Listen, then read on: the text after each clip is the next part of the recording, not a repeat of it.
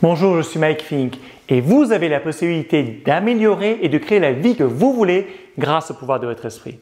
Ma mission, c'est de vous inspirer, de vous éduquer, de vous donner les outils pour y arriver, pour que vous deveniez ainsi maître de votre destin. Dans cette vidéo, je vais partager avec vous ce que j'appelle la théorie de l'arc-en-ciel de l'amitié. Vous avez probablement déjà entendu ce dicton « Les amis de mes amis sont mes amis ». Mais est-ce que c'est vrai ou est-ce que c'est faux? Je vais vous donner une façon d'y réfléchir pour que vous ayez votre propre réponse. Et la raison pour laquelle je partage ça avec vous aujourd'hui, c'est que même si certaines choses, vous les ressentez intuitivement, le fait de rendre l'implicite explicite, c'est ce que j'appelle le pouvoir de l'évidence. C'est-à-dire qu'une fois que vous comprenez exactement pourquoi vous ressentez ce que vous ressentez, eh bien, vous pouvez faire une utilisation beaucoup plus délibérée, beaucoup plus efficace des différents éléments et aussi prendre de meilleures décisions. Alors, ici, j'ai représenté différentes couleurs de l'arc-en-ciel et nous avons tous différents domaines de notre vie et dans notre vie, nous avons différentes choses qui sont importantes dans notre vie. Par exemple, ici, ça peut représenter le sport. Donc, j'aime beaucoup les sports de glisse. Pour moi, c'est une partie importante de ma vie. Ici, nous avons la culture. Ça peut être regarder des films, aller au cinéma, aller dans des musées, lire des livres. Ici, ça peut être le développement personnel. Ici, ça peut être tout ce qui est le business. Ici, ça peut être toute la partie spiritualité. Et ici, expérience commune, je vais revenir là-dessus. Et en fait, la théorie de l'arc-en-ciel dit que lorsque nous fréquentons des personnes, nous les fréquentons en général parce que nous avons ou des valeurs communes ou bien des expériences communes ensemble. Et parfois, ça peut être des expériences communes qui viennent du passé. Alors, qu'est-ce que ça veut dire les valeurs communes?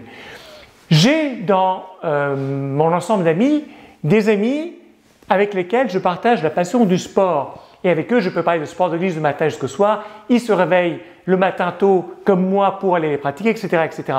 Mais attention, ce sont des amis avec lesquels je partage la passion ou la couleur sport de glisse, mais pas nécessairement les autres couleurs. J'ai d'autres amis avec lesquels je partage la passion pour le cinéma ou bien pour la lecture. J'ai d'autres amis avec lesquels je partage ma passion de développement personnel. Parfois, j'ai des amis avec lesquels je partage deux aspects différents. Deux de mes couleurs, ça peut être le développement personnel et le domaine du business. Ou bien ça peut être les expériences communes et le développement personnel. Alors, qu'est-ce que c'est que les expériences communes? Les expériences communes, ce sont souvent, par exemple, des amis que vous avez, des amis d'enfance. Pourquoi? Parce que vous avez été au même endroit, à la même école. Ou bien, ça peut être aussi, par exemple, les gens qui vont dans l'armée.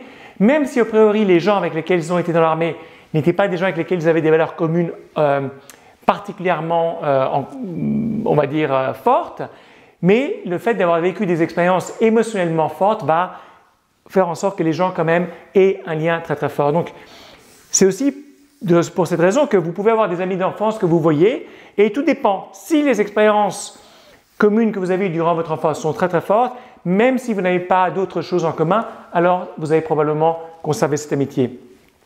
En revanche, si vous voyez que les expériences ont été telles quelles, mais que fondamentalement la vie vous a mené à avoir des intérêts communs, eh bien probablement il va y avoir un décalage entre les deux. Alors, pourquoi je vous présente ces différentes couleurs? Comme je vous l'ai déjà dit, vous pouvez avoir différents amis pour différentes couleurs.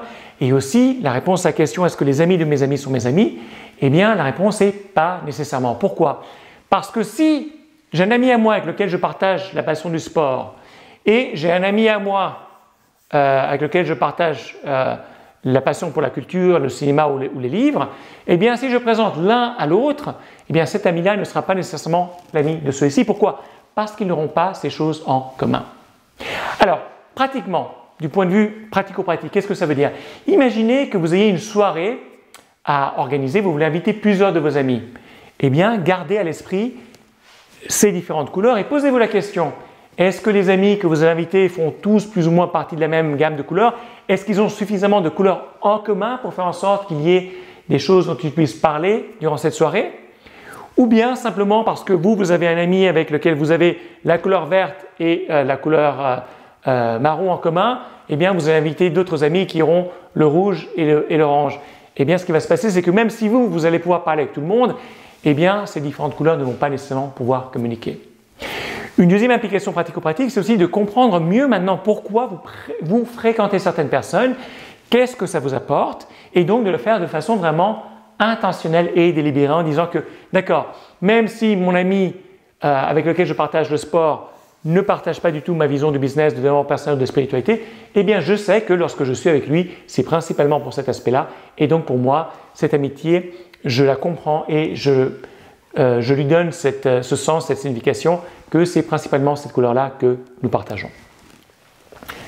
Voilà, j'espère que vous avez trouvé cette vidéo intrigante, utile, intéressante. Si c'est le cas, aimez la vidéo, aimez la page, abonnez-vous à cette chaîne en fonction de la plateforme et laissez-moi un commentaire, partagez la vidéo et surtout aussi cliquez sur le lien dans la description de cette vidéo, ça peut être en haut, en bas, à droite, à gauche en fonction de la plateforme pour aller sur mon site internet et obtenir d'autres outils qui vont vous aider à devenir maître de votre destin.